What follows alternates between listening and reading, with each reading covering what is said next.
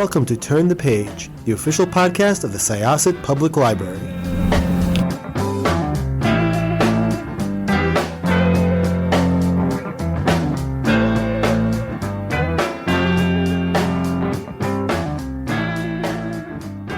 Hello, everyone. Welcome back to Turn the Page. I'm your host today, Jen, and I am joined by an author who has written a young adult thriller that literally had me up all night, and I am worried that I am too tired for this interview, but I'm going to truck through anyway. So thank you for coming to the show. Welcome. Could I ask you to introduce yourself and your book, please? Yes. Hi. Thank you so much for having me. I am Stacy Stokes. I'm the author of The Darkness Rises. It is about a girl named Whitney who can see dark clouds hovering over strangers' heads, warning when they are in danger. And all her life, she has tried to help people until one day she saves a boy from her school and he goes on to do something pretty horrific. And so the book takes place a year later when she's trying to put that behind her, trying to ignore the dark clouds hovering over people's heads, which of course she can't do. And then somebody discovers her secret and they are out for revenge. Yeah, it is so gripping. It's so engaging. And before we get into it too much, I was wondering if you could tell us a little bit about your journey to the book. When did you start writing, and what was the inception point for this project? Yeah. Well, I'll start with the inception point for it. I find with my books, there's always just like a weird moment of inspiration. I wish I could tell you what triggers it, but sometimes it comes out of nowhere. Sometimes it's from like a line in a book or a TV. And this one was just a line that came out of nowhere. I was cleaning my apartment and I just heard this voice in my head say, I was 7 the first time I saw the darkness. And I was like, whoa, what was that? What is the darkness? And that's where the concept came from. It took me a long time to really find the rest of the details of the story, but that initial idea was over a decade ago. And I started writing the book. It was a very different book. This one took me a long time to figure out what was it going to be beyond just, I love this notion of a girl who could, the power that she could see dark clouds, that she had this provocation to save people, and that sometimes that saving people got her into trouble. I wrote a draft of it. I queried it. It did not go well because the book was not ready for an agent, let alone publication. I ended up setting it aside, writing what became my debut that came out 2 years ago called Remember Me Gone. Also a speculative, I'd say more of a speculative mystery than a thriller, but a little bit of the thriller bend about a girl whose family runs a memory taking business in a border town in Texas, very similar to where I grew up in Texas. So that book went on, got published, and I had this dusty draft of The Darkness Rises and pulled it out, showed some chapters to my editor, and she thought the concept was great. So I started really reworking it to be the second book that now I'm very happy to say I love the shape that it's taken, the direction that it took, even though it took a long time to get here. That's so interesting that it had such a long gestation period, because those 10 years too were had massive changes for what the experience of being a teen is, I think, in America. And this book really engages with a lot of like extremely contemporary issues and things that affect like the lives of like young teens in this country. I'm very glad you brought up your previous book, because I think what they both do really well is to use those kind of like speculative fiction elements to express like what the teen experience is like. Um, so could you talk a little bit about what drew you to like the YA demographic and like perhaps this sort of like mystery slash thriller storytelling? Yeah. I think the mystery thriller comes from my mom. Growing up, she was a huge book reader. We always had books in the house. She left them laying all over tabletops. She was never without a book. She used to have folded up paperbacks in her purse. And if we were waiting in line at the grocery store, she would pull it out and start reading. But Stephen King was her favorite author, and she often would not only read his books, but reread them. So there were a lot of terrifying Stephen King books lying around. And I was always told not to look at them, which, is exactly what you should never tell a child. Because, of course, I wanted to look at them, and I peeked inside it. I peeked inside Carrie, you name it. And I probably looked inside of it. And it was one of those, like, they scared the ever loving crap out of me, but also fascinated me. So that was kind of my first. There is something really compelling about stories that have some sort of supernatural or magical component. And then when I was in elementary school, I want to say like fifth or sixth grade, I discovered the young adult section of the bookstore. And not to date myself, but at the time, the hot authors were Christopher Pike and R.L. Stine. And I will never forget, I got my mom to buy me the book Chain Letter by Christopher Pike. And it blew my mind because I did not know that there were books like that written for me. I thought it either had to be terrifyingly adult books like Stephen King or it was Nancy Drew. And here was this book that was wonderful and perfect for me. And I gobbled up all of them for many, many years. And so I think that's really what clung to me is that notion of here is a book for me. And at the same time, that's really when I started to write and explore stories because I was so inspired by the stories I was reading that it stuck with me. So young adult has always been the age that I've written. I think from that just tender moment of finding that love of books for me and myself. And all of my stories have always had something weird in them. I have yet to write just a straight contemporary story where something's not a little bit askew. So it goes all the way back to Stephen King, but also thank you, Christopher Pike. Oh, I love hearing that. I was such a big Christopher Pike fan when I was in those middle school and early high school into high school years. Just, oh my gosh, they were also like so gripping. And I think he really did use like the genre elements to talk about what it was like to kind of like be young, like in that time period. Did you have a favorite? I really like the Remember Me ones. I was I feel like yeah. that series was so good. So let's talk a little bit about The Darkness Rises and Whitney. Um, she has a really, she's a very internal character, because she's going through a lot and she's hiding a lot. So could you talk a little bit about, yeah, a little bit more about like the nature of this, what you might call either a gift or a terrible burden, and how it affects how she moves through the world. Yeah, when she first discovers that she has this gift, she's 7, and her grandma has the same gift. And before she started seeing the dark clouds, her grandma, who she calls Gams, warns her, "Hey, this may or may not happen. If it ever happens, don't tell anyone else. Just tell me." And what she learns from her grandma is her grandma, who grew up seeing these clouds, people don't understand things like this. People are afraid of things they can't understand. And if you talk to people about this, they will be afraid of you. So we have to keep this a secret. So she's told she has to keep this thing a secret. And her grandma also really warns her, hey, it can be dangerous to save people. There are consequences. But of course, Whitney doesn't listen. She feels compelled. If I can save people, of course, I'm going to save people. And so her grandma writes out these rules for her to follow to help her protect her in a sense. And for the most part, Whitney follows them, but sometimes she just can't help herself because she wants to save people. So when we meet Whitney in the book, she's at this place of being torn from feeling this. I have this ability to save people. Shouldn't I save people? But then she's learned this lesson that her grandma tried to teach her very early on, that there are consequences to saving people because the person that Whitney has saved, there were horrible consequences and a horrible tragic event that happens because she saves this one kid. And so the whole book, she's wondering, what if I had never saved him? Maybe saving people is bad. Maybe there's a butterfly effect. So you feel this push pull of who she was and just her being her nature, wanting to save people and realizing that there are consequences. So that becomes a big theme of that split in half version of Whitney. But at its core, I actually think she's just a person who is going through it. She has suffered a trauma. She blames herself. And so she's isolated herself. And it takes basically the whole book for her to really learn the lesson of you shouldn't isolate yourself. We all go through it. We have people that love us, that are around us, that want us to be happy. And in fact, the whole book, her best friend is just trying to say, talk to me, share with me. I need somebody to talk to too. And it takes her a long time to learn that lesson. So I share that because there's one tension caused by the magical power, right, around the being split into what's the good and bad. But then there's just this human underlying lesson of you got to talk about things that you're going through with the people who care about you. And I think a lot of times we all feel that at some point in our lives, that need to hide what we're really feeling, to be present for others and not be present for ourselves. So I find every time I write a book, there's usually something about me that gets pulled in there, whether intentional or not. And I certainly resonate with that. I have a daughter, a husband, a dog, a job, lots of, people in my life. And there's this tendency to care for others and not care for yourself.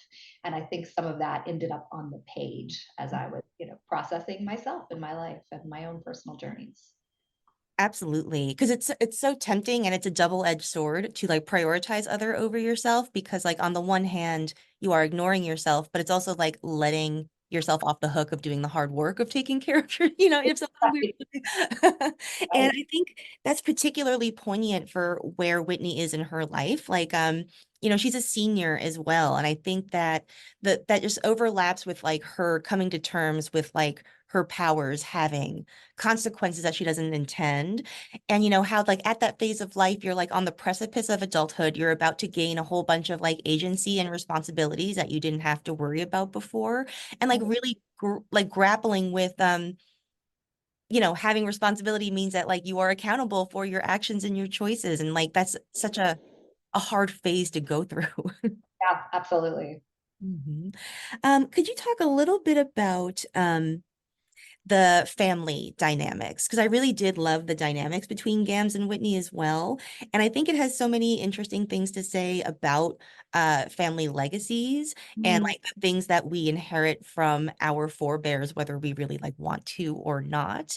Yeah, so could you talk a little bit about crafting that dynamic, and also maybe how dance plays a role? Because I was really interested in like it's not just the gift or burden of this like power, but also like the love of dance. And maybe like I've always kind of thought of like dance as sort of next to magic anyway, like could you talk about all those like connections? I love that, dance being next to magic. Yeah, I was a dancer growing up. I was terrible at sports, but at an early age, I found dance, and that was my thing all the way really through college. I danced competitively. In the book, I call it dance team just because that is more universal. In Texas, it would actually be called the drill team. I did not call it the drill team because in certain states, drill team usually means like maybe the flag corps, or it has a lot of other meanings. But in Texas, where I grew up, you are a member of the dance team for your high school, and you perform at your halftime games. Then you do competition during the spring. So a lot of it was my experience, because that was just such an important part of my high school experience. I was all in it. It really does become this all-consuming love of waking up in the morning, going to practice, practicing after school, preparing for those big routines. So that was a little bit of my love letter to that experience. And then also you get to see it being pulled away from Whitney. And so you see the sadness of leaving it. And I remember graduating from college and kind of being like, wow, am I ever going to dance again? And you tell yourself you will, but it's hard to continue with some of those hobbies that we get so steeped in high school unless you decide to pursue it professionally. So there was a little bit of that in there too. So I'm so glad that piece resonated with you, because that was deeply personal. And I've always wanted to write a book that included dance in it. And then to touch on Gams, the relationship there, Gams is sort of her role model. She grew up in her grandmother's dance studio that started her love of dance, and her grandma was actually a professional ballerina. So she is involved heavily in the high school level of it, but inspired by this woman who toured around the world and danced, and whose home is covered in playbills of all of her time in dance. So she very much looks up to her grandma. She's probably the closest person in her life, both in they share this love of dance and they share this secret. And it seems to skip a generation, because Whitney's mom is not a dancer. She is not. She does not see the darkness. So it's almost like this gift, this secrets that the two, her Whitney and her grandma, get to share together, and also the person that she feels like most understands her in her life. Yeah, it's really poignant. And I think they work so well together, like the dance and the magic too, because Whitney's at this moment, where like both of those things sort of like gave her like pride and joy up to that point, and were like pretty central to her identity. And at the same time, like both those things are ripped away from her, or the joy anyway that they sort of like gave her, and they become a lot more complicated and a lot less I guess a lot less like pure happy experience, in a way. And that speaks to yeah, this time of your life where like you're gonna trade in all of these passions and interests for like the structure of college and then for a job and all of that. Like it's yeah, I spend so much time thinking about that period of life, and I just I really love the exploration of it here. Oh yeah, thank you. Again, it sort of creeps in. I find that with every book, there's all these little pieces of myself that creep in, whether I'm intentionally doing it or not. And actually, I think most of the time I'm not intentionally doing it. I just finish the story and look backward and be like, oh, I was kind of writing a love letter to dance, or oh, I was processing this fill in the blank thing for myself. In this book, there's a number of different things that I'm in hindsight processing on the page. I'd love if you could talk a little bit about Penny. And, to go back to dance a little bit, like I'm really interested too in this sort of like really strict hierarchy, like the social hierarchy involved in these teams, as well as like the sort of um like occasionally very aggressive competition, and how there is that sort of like darker edge to like the sort of like sociology of the dance team too. Um, yeah, could you talk a little bit about exploring those dynamics? Because like in a lot of ways too, this is about like healthy teen female friendships and really unhealthy ones too. Right. Yeah. No, this is another very real thing. And the one hand with being on the dance team, or as we called it in my area of the country, the drill team, you're a team, right? You're dancing together, you're performing together, but then there are these individual components of it. So will I make the routine? There's only so many people that can make each number, and not everybody gets to be it. Where will I be? Will I be in the front row? Will I be in the back row? There are solos during competition that people are competing head to head, and then there for those who want to be an officer in the dance team, you have to audition for that. There's only one captain.